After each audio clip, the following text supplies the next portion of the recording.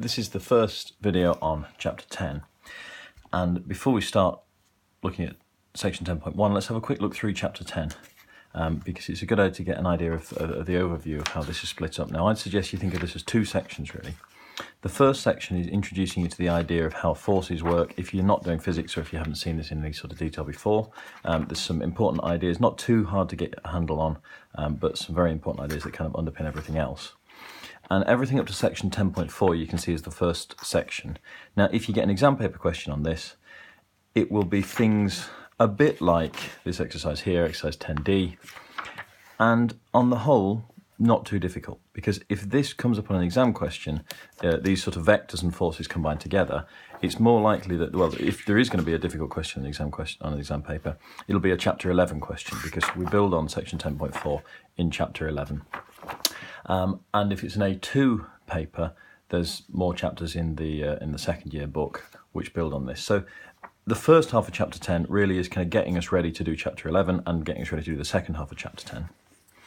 The second half of chapter 10, from section 10.5 onwards, from my experience with this syllabus so far, and we're a couple of years into this new syllabus now, this seems to be the hardest thing in the first year of mechanics, and particularly the pulleys seem to be the things that cause bother. So these sorts of questions, the second half of chapter 10, section 10.5 onwards to the end, come up lots and lots in the exams, and they will feel difficult at first. If you're finding them difficult, keep going back to them, keep going back to even the same examples, because eventually you'll realise that there are very few techniques involved.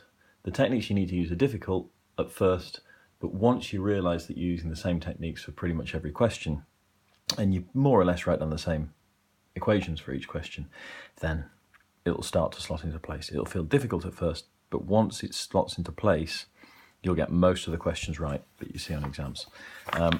So back to section 10.1. So as I say, the key idea here is just getting used to some of the ideas surrounding forces. So before we even get involved with the way the chapters deal with it, you'll see that section 10.1 and 10.2 start with Newton's laws, and this is the way I'll sort of paraphrase those, and then we'll look at exactly what he says in the end. So if we've got an object like this, we can have a force pulling it this way, and there may be a friction force resisting it. I suppose just to include this, friction is if you've got a surface and an object in contact, or two objects in contact, and one of them is being pushed, so it's trying to move. Friction force opposes the motion. Okay, so if this object is moving this way, then friction pushes backwards this way.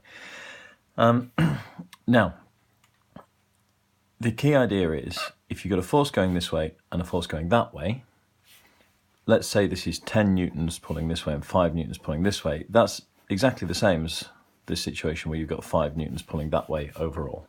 Okay, so forces that are going in opposite directions, you can kind of top them up. One's going this way a positive, one's going this way a negative, and you can get an overall force. Now, overall force, the word we're going to use is always going to be resultant. So the resultant force in the horizontal direction in this situation is 5 newtons. That's key idea number one. If you've got forces going in the same horizontal line, one's going in one direction, the other direction, you can positive direction, negative direction, add them up, and that gives you a resultant in one direction, either the positive direction or the negative direction. Second idea is, if you have some forces going vertically and some forces going horizontally, and it doesn't have to be vertically and horizontally, it could just be any two directions which are at 90 degrees, but the key idea is that horizontal forces can't do anything vertically. If you're pushing something horizontally, there will be no vertical motion. If you're pushing something vertically, there'll be no horizontal motion. It won't affect what's happening horizontally. As I say, it doesn't have to be vertical and horizontal. If I tilt my paper, exactly the same thing. Force in this direction can't affect a force in this direction. It can't affect any sort of motion in this direction. So that gives us the chance to say, well, I can look at the horizontal direction, find the resultant force in the horizontal direction, look at the vertical direction, and find the resultant force in the vertical direction. Okay, so we can look at horizontal forces and vertical forces separately, and we can get a horizontal resultant and a vertical resultant. So the first idea is that you can sort of top forces up, positive ones and negative ones in any direction. Second idea is that forces that are acting at 90 degrees don't affect each other. And the third idea seems slightly contradictory with the second idea, but it's not really.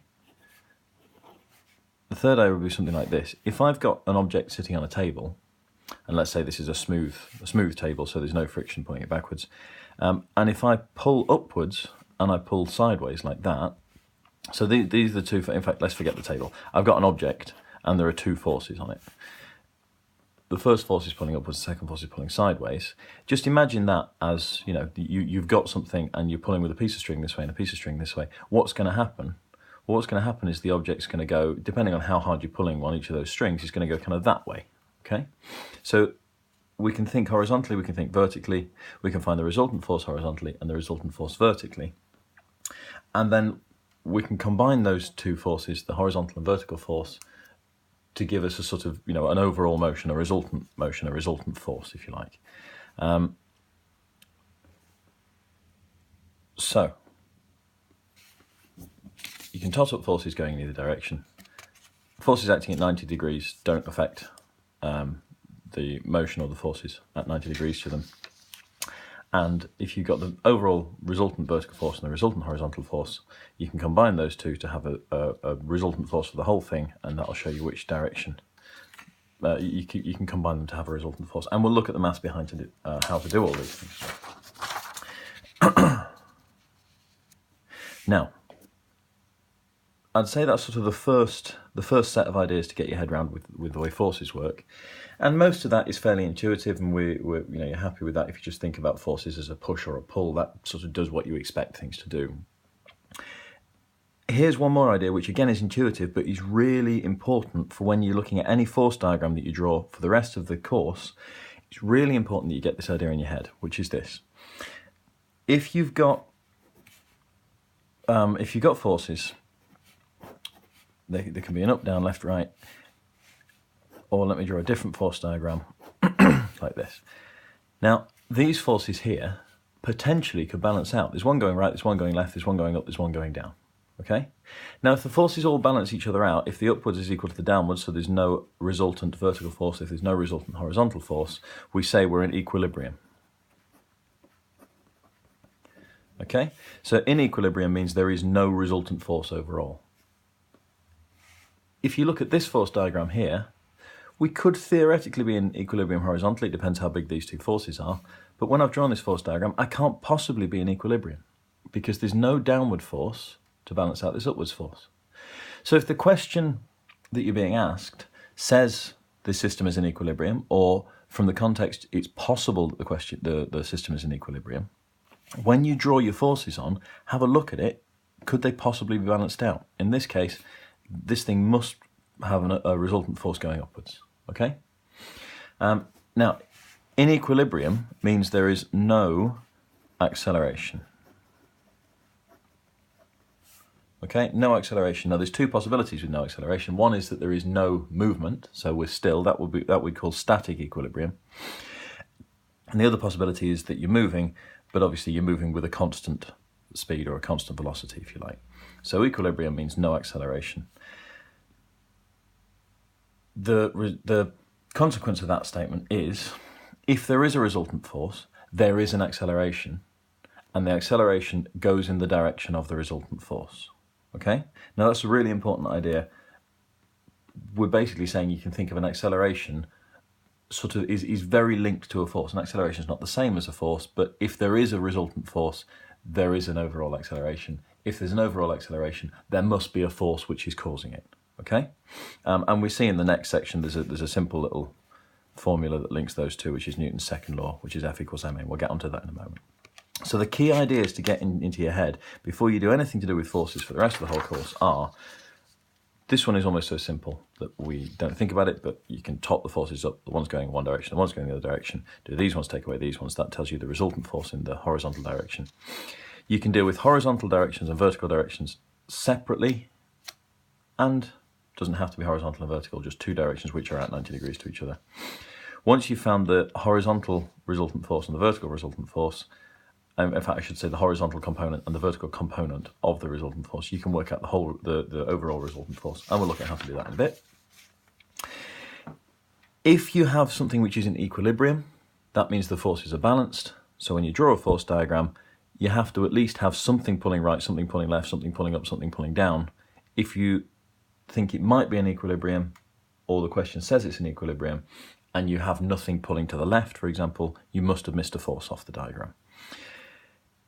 If a force is in equilibrium, there's no acceleration. That means it's moving at a constant speed, or it means that the thing is still. If it's still, we call it static equilibrium. If there is a resultant force, there is an acceleration. If there is an acceleration, there is a resultant force. Both ways round work. And the only other thing to add with the sort of preamble to this chapter is this idea, if you're in equilibrium and it's not static equilibrium, if you're moving, that's a bit of a counterintuitive idea, because we're saying, well, there is no acceleration. So if you're moving and there's no resultant force, then nothing changes, right? The speed doesn't change. Now, you know that if you leave something alone, if I flick this pen across the page and let go, well, we think of a force as when I start pushing, and when I let go, you think, well, there's no forces happening. But the pen doesn't keep going, does it? It stops. And the reason it stops, there is a force that's slowing it down, and that's the friction force pushing it backwards.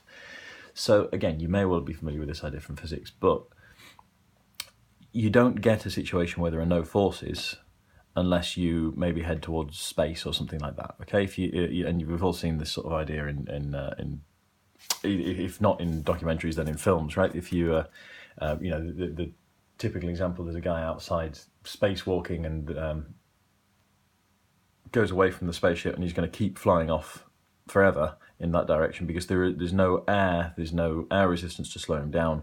So the typical action movie sequence where the rope breaks that's hanging onto the spaceship, then that's the idea. He's going to keep going in that direction forever. There's nothing to slow him down, there's nothing to speed him up, there are no forces acting, so he's going to keep going away from the spaceship.